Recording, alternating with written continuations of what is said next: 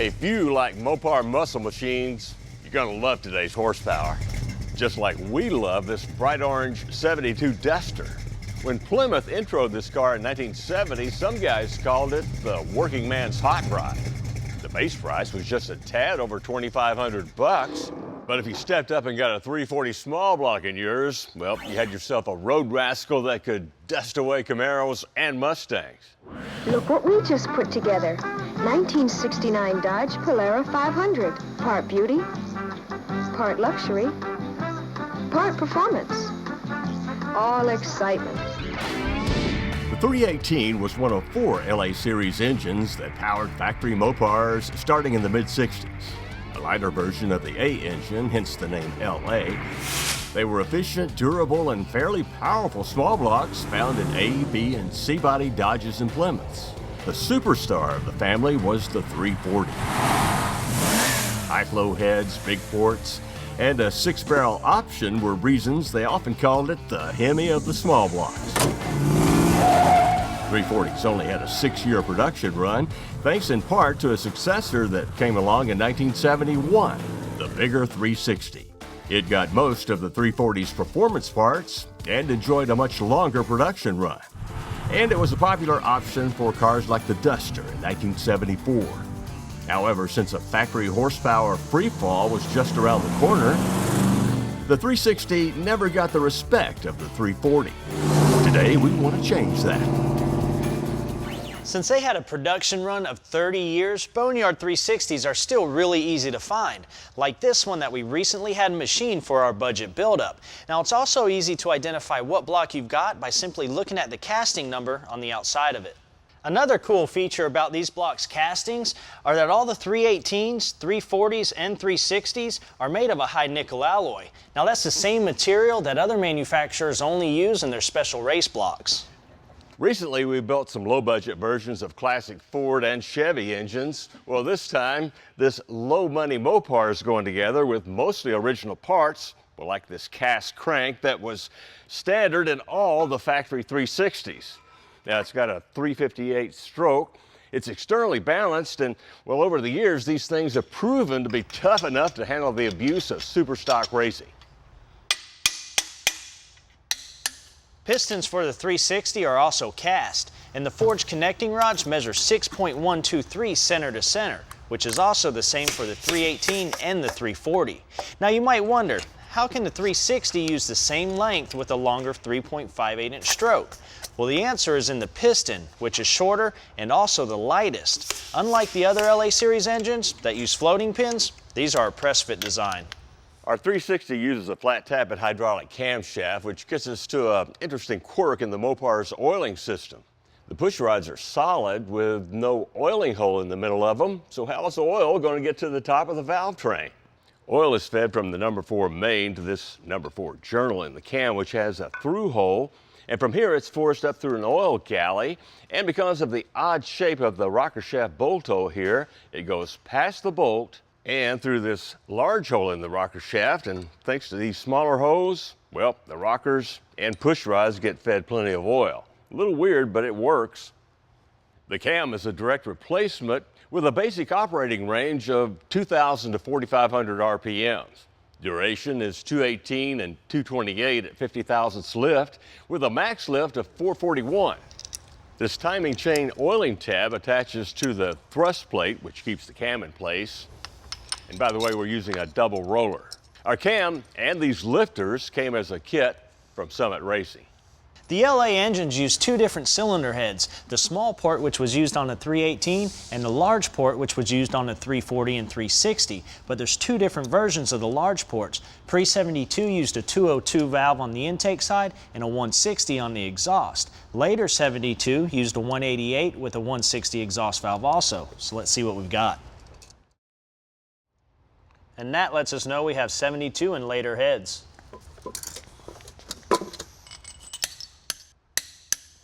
We'll finish our budget build after the break. Meanwhile, we're just loaded with Duster trivia today.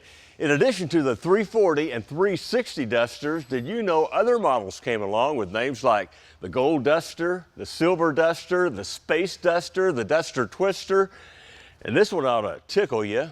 The feather duster, no lie. Womp, womp, womp. We'll be right back. Very funny.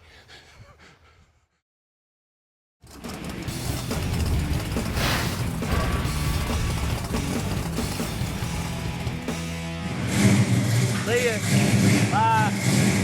We're back, but the Mopar's gone. The Duster's off to a car show to chase down another trophy. And we're gonna finish off our budget 360 build. Now earlier Joe showed you how the oiling system works in this engine. The next step is to drop in the solid push rods. Just like in the old days, we're using stamped steel rockers loaded onto the original one-piece shaft. Now since the rocker ratio is 1.5 to 1, the valve tip moves farther than the push rod tip on the arm itself. For example, if the tappet and push rod tip move upward 400 thousandths of an inch, then the valve tip will go downward 600 thousandths. Now we can bolt up the stock timing cover with the water pump as an assembly. And for dyno purposes, a fuel pump block-off plate.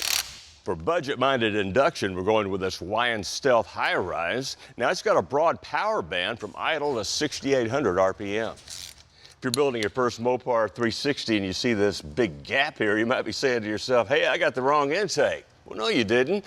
It's a design feature with a useful purpose. You see there's a closed channel under the intake's EGR, and these gaps allow some of the heat that builds up in the intake to escape.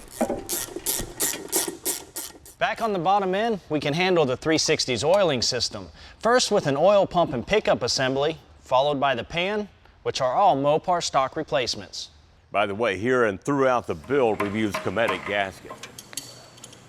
This was the first for us, connecting a Mopar small block to our DTS dyno. Fortunately, it went on with few modifications and pretty much like any other small block we've had in here. And like every hydraulic flat tappet setup, a good break-in period is a must. Hey, remember those oil holes we showed you in the rocker shafts? Well, now you can see how effective this tried and true system is for quickly lubing the rocker. For budget-minded engine feeding, we went with a 600 CFM street strip carb from Summit Racing and one of their electronic Mopar distributors. To evacuate the exhaust gases, a set of Hooker competition headers with 1.5-inch primaries, leading to 2.5-inch collectors.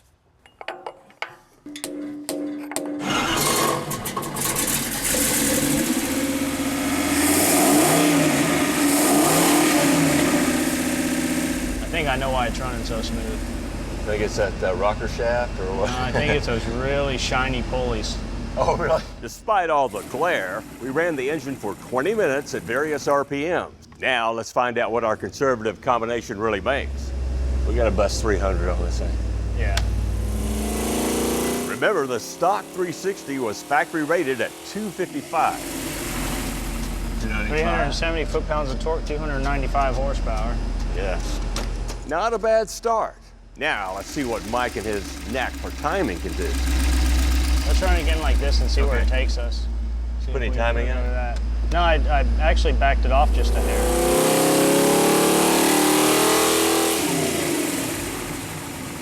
Real 7, 381. 381 on That's torque. good torque. That is really good. Really 3,800 torque. RPMs, we got 381 foot-pounds. Yeah.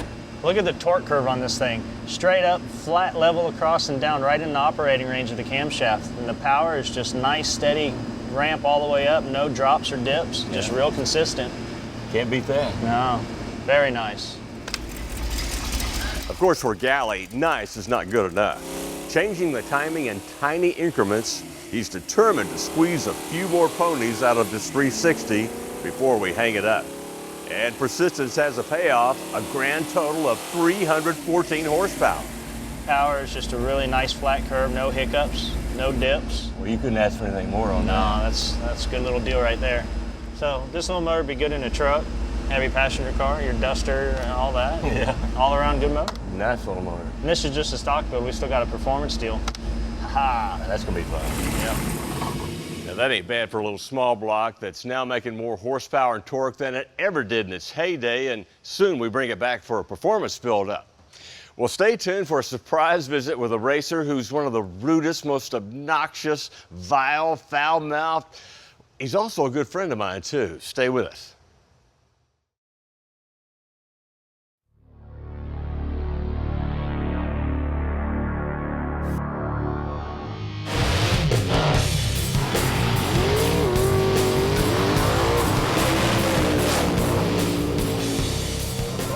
It's Outlaw Racing Time on Horsepower, and we're not here to cover an event exactly. We're here checking out a new class, one that's hotter than sun lotion at a new discount, Automatic Pro Mod.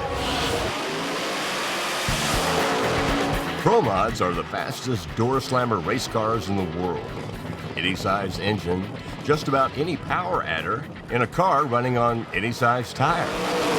In Orska's version, as the name implies, Automatic Pro Mod, the only no-no is a clutch. The difference in them power-wise, I mean, some of these beasts produce as much, maybe even a little more as some of those cars. They're in a class where they're competitive with each other and they're not coming outgunned. I mean, any car this weekend that's on this track could win this race. One definite contender is Dennis Jordan. He's already run his blown Hemi Executioner Vet in the high threes on an 1/8 mile strip. We always said that one good pass in one of these cars could cure cancer. Jordan's engine is an Aries-style Hemi more commonly seen in tractor pull vehicles. And unlike most Automatic Pro Mod drivers, he uses a power glide to transfer the power and a lot of guts to stay in the groove. He kind of got a total package, you know. He's good on the trees, one heck of a driver. You know, we used to drive, him and I rotated.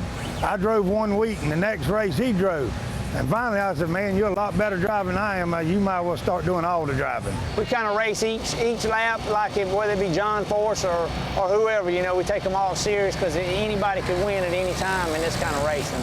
No surprise finding a racer like Dennis here.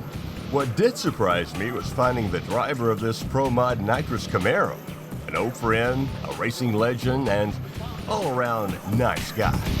How long you gonna stay around here? I got a lot of stuff to do now. Go on. Well, Tony Christian and I go way back to the mid-90s when he and his '57 Chevy personified the pro street racing class. Now the ever-sarcastic king of street is back, racing in Automatic Pro Mod. Yeah, I got an 820 in here. This thing should run good. The last time out with the car was the first time with this motor. And it should go a lot faster than what I'm going with. I'm doing a lousy job. See, I got it way back down for the first session. I don't know how good this track is. I hope it's good, because then I'm gonna throw some fire to it. We'll see. Man, I'm glad to see you're still doing it. We'll see. Come back if I do good. If I don't do good, you know the old routine. Stay the hell away from me. See you later, Joe. In his first qualifying shot, Tony's modest tune was good enough for a 418 at 189 miles an hour. Then in round two, he lays down a ferocious 406 to lead the qualifying pack. While Dennis was having a little trouble executing a comparable pass in the Executioner Vet. It's all fuel and air to make these things run, and we just don't have enough air today. So it's a big learning curve, and it's sending us back to school. We're gonna make a pulley change and try to increase a little bit of boost on the motor, and hopefully that'll work. Tony came out last night and proved that he can lay the smack down with that nitrous car. Tony has a way of talking, but always seems to back it up. I just want to thank my mom who died, who left me a little bit of money. I've been using that. She could see what I'm using it for. She'd die. Christian's win hopes are alive and well, despite the fact that here in the pits, he's doing most of the work alone. In the old days, you'd have people begging to go to the races with you. Now it's, well, how much are you gonna pay me? Well, the hell with you. You wanna go to the races with me? I think you should pay me. That's how I look at it. No matter how you look at it, this guy's one of the best ever. Check out this 408 solo elimination run. It's like he's riding on rails. But beware of a dying jackass's last kick. I'm not done yet. Unfortunately, Dennis Jordan was done by round two of eliminations. The old pro was winning round two and this semifinal match on his way to the finals. And a matchup with one of his many old rivals, Steve Kirk.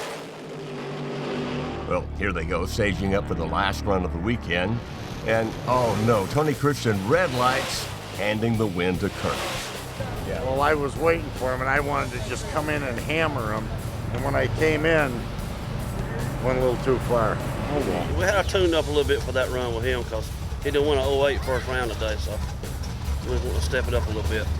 Well, you can bet on one thing, though. As always, Tony Christian will be back. I'm not going to let a redneck beat me 2 times in a row. you know. Hey, you got to remember something. A broken clock is right 2 times a day. Okay, that's his time.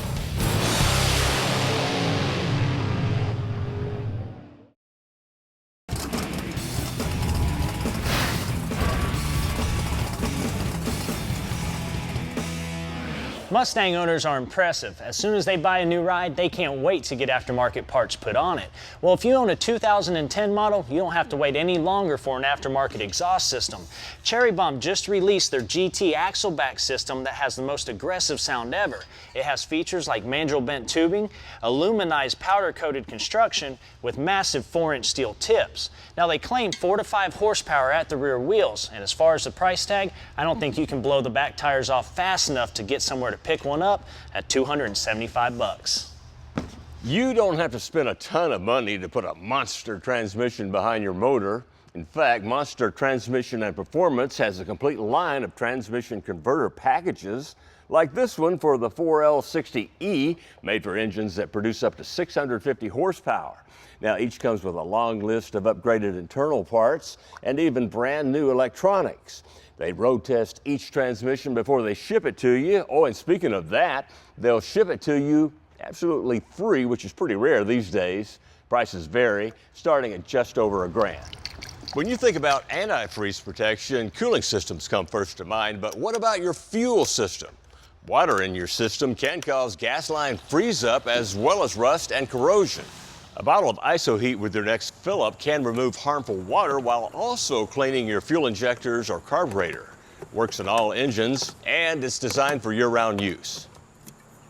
If you've got work to do in tight places, Matco Tools has the answer for you. Check out their new Slimline 88-tooth ratchet. Now, the high number of teeth allow for shorter ratchet throws while allowing maximum rotation on the nut or bolt you're working with. They come in either green or orange handles. Next, how about a palm-sized tool for special grinding jobs? This is their 2-inch mini grinder that has a rubber sleeve to reduce vibration and side exit exhaust for better motor efficiency. To check out more information on these tools and many others, just get a hold of your local Matco distributor. You know where to find us right here next week for another episode of Horsepower.